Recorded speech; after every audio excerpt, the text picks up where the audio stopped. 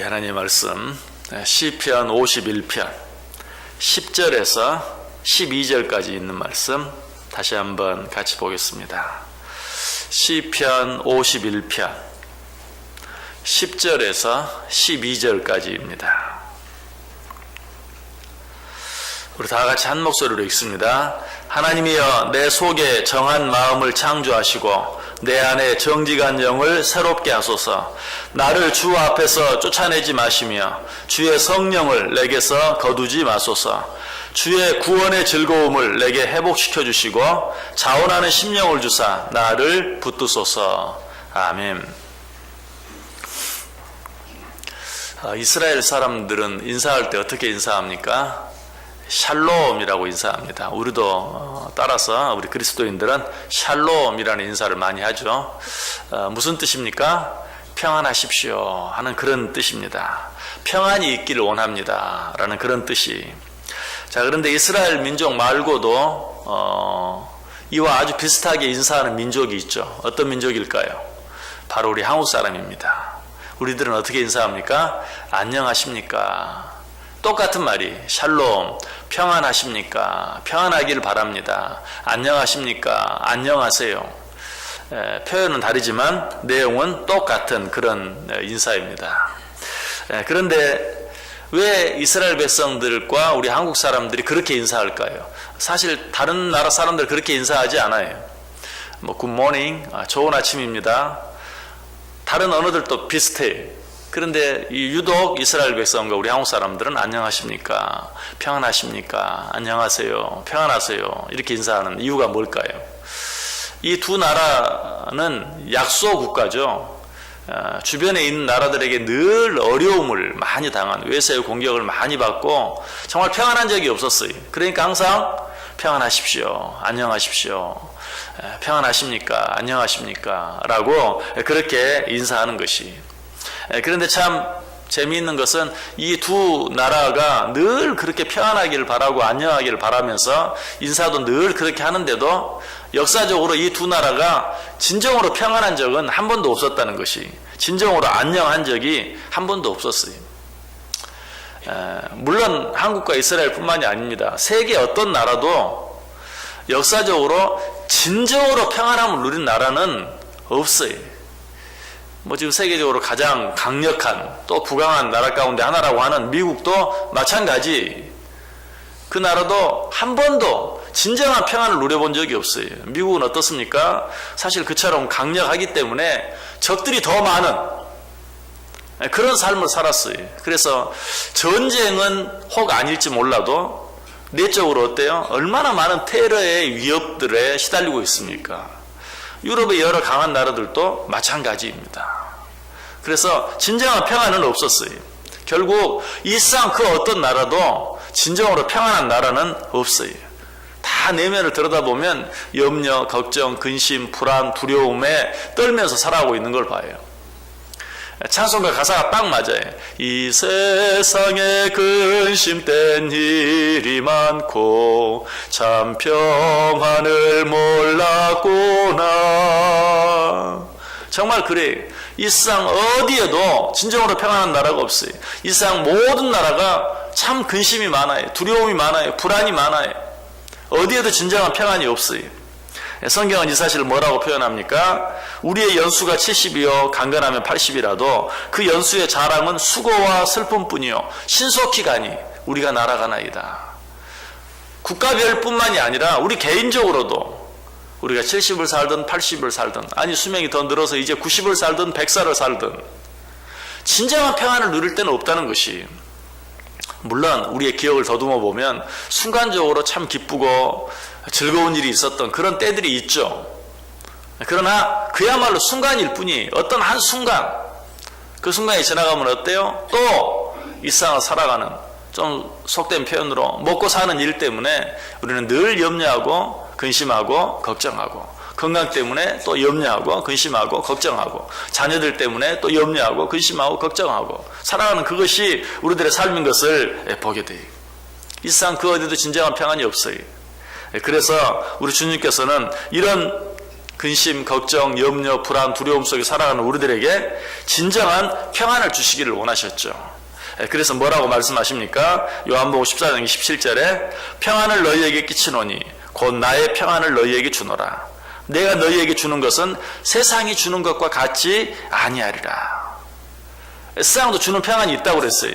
그러나 그 평안들은 어때요? 순간적이, 아니 찰나적이, 잠깐 기쁘고 즐겁다가 또 그것이 주는 공허함, 허무함, 아니 그것 때문에 생기는 불안함, 두려움들 때문에 시달려야 돼. 그러나 하나님께서는 내가 너희들에게 평안을 주기를 원한다. 내가 주는 평안은 세상이 주는 그런 순간적인 평안과는 다른 것이다 라고 약속해 주고 계시는 것이지. 자, 그런데 많은 사람들이 왜 주님께서도 이토록 평안을 주시겠다고 말씀하셨고 우리들도 정말 어떻게 해서든지 평안을 누려보기를 원하는데 왜 진정한 평안을 누리며 살지 못하는가?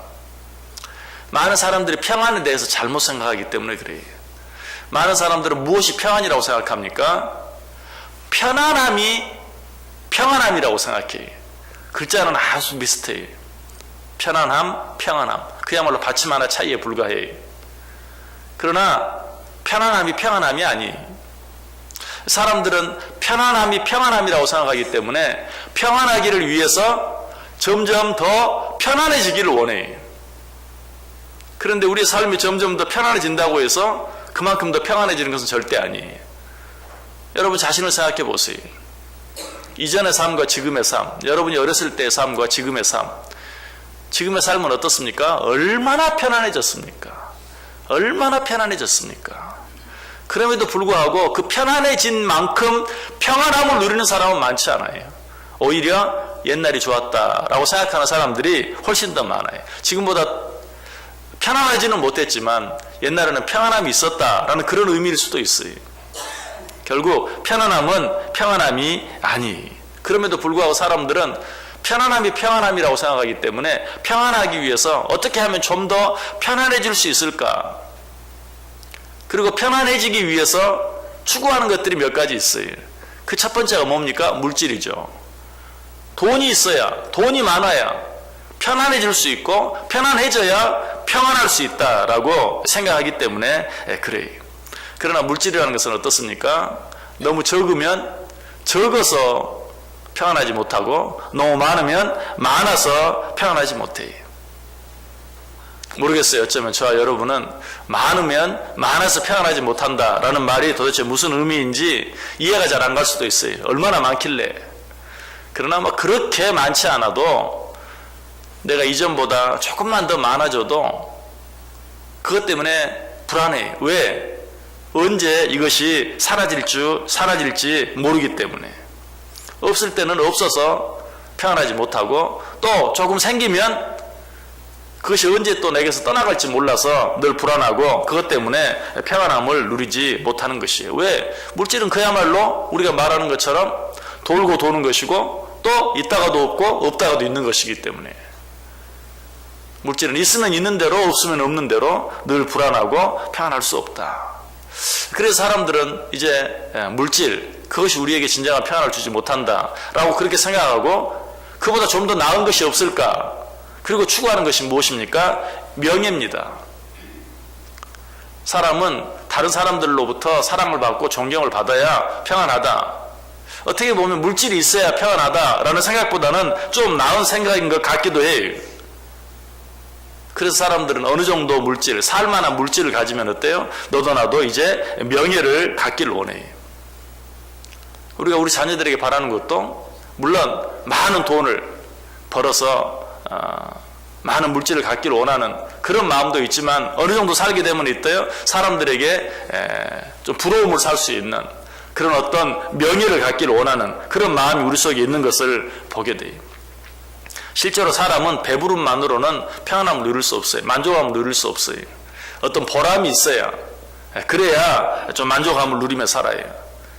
그래서 사람들은 너도 나도 할 것 없이 물질뿐만 아니라 이제 명예를 얻기 위해서 애를 써요. 그러나 이 명예도 마찬가지. 명예가 생기면 생기는 만큼 평안해지는가? 그렇지 않아요. 그것도 생기는 만큼 불안함이 더 커요.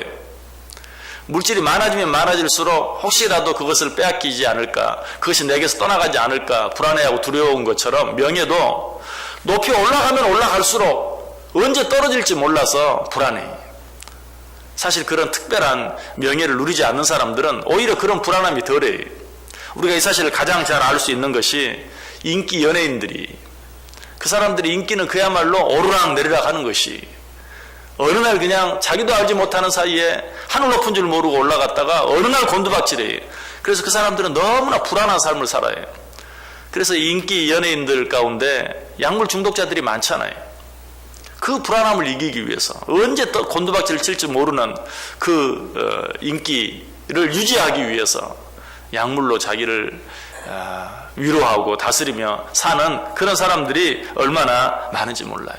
명예는 참 얻기도 어렵지만 지키기도 그처럼 어려운 것이, 그래서 그 명예를 지키기 위해서 더 많이 노력하고 애쓰는, 결국 그로 인해서 평안함을 얻는 것이 아니라 더 수고하고 더 애쓰는, 더 노력하는 그런 삶을 사는 것을 봐요. 그래서 어떤 사람은 명예는 멍해다, 이 말이 딱 맞아요. 명예는 멍해다. 정말 명예, 높은 명예를 가지고 사는 사람은 늘 잠시 잠깐도 평안할 수 없는 것이. 그래서 이제 어떤 사람들은 물질도 명예도 우리를 진정으로 평안하게 만들지 못하고, 진정으로 우리를 평안하게 만드는 것은 지식이다, 또 그렇게 생각하는 사람이 있어요. 물질도 있다가도 없고 없다가도 있는 것, 언제 내게를 떠나갈지 모르는 것, 명예도 아무리 높이 올라간다 할지라도 언제 곤두박질지 모르는 것, 그것 때문에 늘 불안해하지만 지식은 그렇지 않다. 생기는 만큼 내가 평안함을 누리고 지식만큼은 누구도 빼앗아갈 수 없다. 내 머릿속에 들어있는 것을 누가 빼앗아가겠는가. 일면 맞는 말이고 꼭 순서적으로 따진다면 그래, 물질보다는 명예가 낫고 명예보다는 지식이 낫지, 뭐 그것까지는 동의할 수 있을지도 몰라요. 그러나 정말 내가 많이 안다고 해서, 내가 많은 지식을 갖고 있다고 해서 그것이 나에게 정말 평안을 주는가? 뭐 우리는 많은 지혜, 많은 지식을 갖지 못해서 뭐라고 말할 수 없지만, 세상에서 가장 많은 지혜와 지식을 가졌던 솔로몬, 정말 지혜와 지식이야말로 우리를 평안하게 만든다, 그렇게 말했습니까? 아니죠. 전도서 12장 12절, 어쩌면 이 솔로몬의 인생을 마지막 결론하는 전도서 맨 마지막 장 끝부분에 뭐라고 말해요? 내 아들아, 또 이것들로부터 경계를 받으라. 많은 책들을 짓는 것은 끝이 없고 많이 공부하는 것은 몸을 피곤하게 하느니라. 많이 공부해서 많이 아는 것, 그것도 우리를 피곤하게 만들 뿐이지 진정으로 우리에게 평안을 주는 것은 아니다. 솔로몬뿐만 아니라 우리도 이 사실을 알아요. 그래서 뭐 특별한 지식이 없는 우리들도 입버릇처럼 하는 말이 있어요. 아는 것이 병이다. 모르면 차라리 평안할 텐데 알아서 평안함을 누리지 못해. 요즘 우리 현대인들이 아는 게 병인 것 가운데 하나가 건강에 대한 지식. 예전에는 모를 때는 그냥 뭐 구체적으로 나타나지 않으면 어쨌든 그때까지는 평안하게 살았어요. 근데 요즘은 뭐 TV를 통해서, 인터넷을 통해서, 내 손에 있는 스마트폰을 통해서 얼마나 많은 그런 정보와 지식들을 갖고 있는지, 그것이 오히려 나를 평안하게 만드는 게 아니라 불안하게 만드는 거예요. 뭐 조금만 이상이 있으면 예전에는 그냥 생각지도 않고 지나갈 일을 그것 때문에 염려하고 걱정하고 불안해하고 두려워하는, 그 지식도 우리에게 진정으로 평안을 주지 못한다는 것이. 자, 이런 상황, 이런 우리의 삶을 보면 주님께서 우리에게 하신 내가 너희에게 평안을 주기를 원한다, 나의 평안을 너희에게 준다 라는 그런 약속조차도 무의미하게 느껴질 수 있어요. 자, 그렇다면 정말 주님께서 우리에게 주시겠다고 약속하신 평안은 어떤 평안일까? 로마서 14장 17절에 보면 하나님의 나라는 먹는 것과 마시는 것이 아니요 오직 성령 안에 있는 의와 평강과 희락이라. 성령 안에 있는 의와 평강과 희락이라. 주님께서 우리에게 약속하신 평안, 내가 너에게 평안을 주노니 내가 주는 평안은 세상이 주는 것과 같지 아니하다. 어떤 물질로, 명예로, 지식으로 말미암아서 얻는 순간적인 평안과는 다른 것이다. 그 평안이 어떤 평안이? 로마서에서 뭐라고 말해요? 성령 안에 있는 의와 평강과 희락. 성령 안에서 누리는 것. 다윗은 이 사실을 알았어요. 그래서 오늘 11절, 12절에서 뭐라고 말해요? 나를 주 앞에서 쫓아내지 마시며 주의 성령을 내게서 거두지 마소서. 주의 구원의 즐거움을 내게 회복시켜 주시고 자원하는 심령을 주사 나를 붙드소서. 다윗은 알았어요. 내가 어떻게 해야 평안할 수 있는가? 주의 성령이 내 안에 거하여야 내가 평안할 수 있다는 걸 알았어요. 뭐 물질이 있고 또 명예가 있고 지식이 있어도 아니 건강이 있어도 소용이 없다는 걸 알았어요. 오직 주의 성령이 내 안에 거해야만 내가 평안할 수 있다. 그래서 다윗은 지금 뭘 구하고 있어요? 주의 성령을 내게서 거두지 마소서라고 기도하고 있는 것을 보게 돼요. 왜 성령이 내 안에 거해야 평안합니까? 예수님께서 보혜사 성령을 우리에게 보내주시면서 뭐라고 말했죠? 성령이 너희의 길을 가르치실 것이다. 우리가 어디로 가야 할지, 무엇을 해야 할지, 어떤 것이 진정으로 의미 있는 일인지, 어떤 것이 진정으로 가치 있는 일인지, 무엇이 성령이 우리에게 가르쳐줘요. 사실 우리는 성령의 인도하심을 따르기만 하면 평안할 수 있어요. 그런데 아직까지도 우리는 하나님을 믿는다고 하면서도 성령의 인도함을 따르질 않아요. 무엇을 따릅니까? 사람들의 경험, 사람들의 이야기, 그리고 눈에 보이는 것들을 쫓으며 살아요. 그것이 우리가 평안함을 누리지 못하는 이유예요. 우리는 오늘 분명히 알아야 돼. 무엇이 우리를 진정으로 평안하게 하는가? 사도 바울이 말했던 것처럼 성령 안에서 의와 평강과 희락을 누리는 것. 이것이 진정한 평안이에요. 그러면 우리도 다윗처럼 어떻게 해요? 내게 성령을 거두어가지 마소서. 성령이 나를 떠나지 않게 해주옵소서. 성령이 내 안에 거하게 해주옵소서. 그래서 요한계시록에서는 또 뭐라고 말합니까? 너희가 내 안에 거하고 내 말이 너희 안에 거하면 무엇이든지 원하는 대로 구하라. 그리하면 그 모든 것을 내가 너에게 더해주겠다라고 이야기하고 있어요.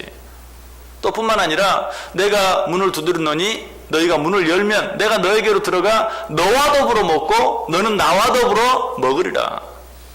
성령이 내 안에 거하면 정말 주님과 더불어 먹고 마시는 그 기쁨, 즐거움, 참 평안이 우리 안에 있을 것이다 라는 것이, 우리는 이 사실을 분명히 알아야 돼.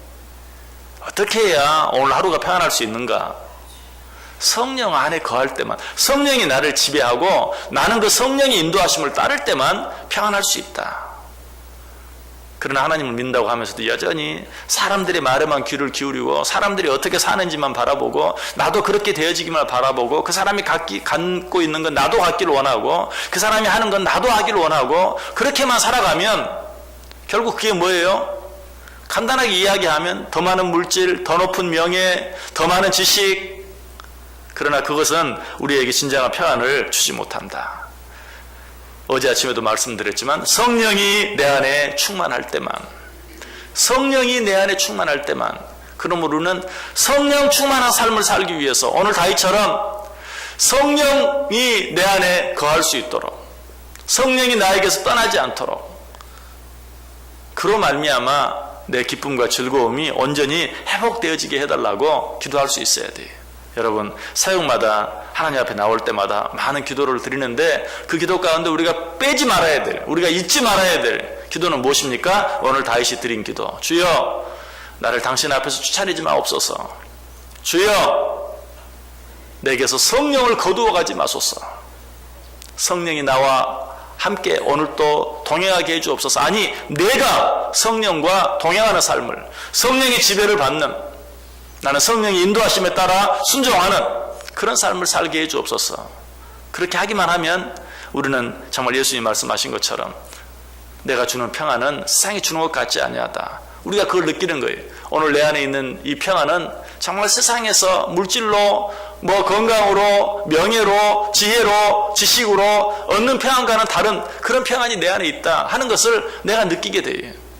곰곰 생각해 보면 내가 왜 이렇게 평안한지, 내가 왜 이렇게 기쁜지, 내가 이렇게 즐거운지 이유가 없는데, 내가 남보다 더 많은 물질이 있는 것도 아니고 더 많이 건강한 것도 아니고 더 높은 명예를 가지고 있지도 않는데도 알 수 없는 평안이 나를 기쁘게 하고 평안하게 하고 즐겁게 하는 것을 느낄 수 있다는 것이, 무엇이 있으면, 내 안에 성령이 거하시면, 성령이 평안하면, 성령이 충만하면, 오늘 아침 이 시간에 정말 오늘 하루도 성령이 내 안에 거하게 해주옵소서. 오늘 내 안에 성령이 충만케 해주옵소서.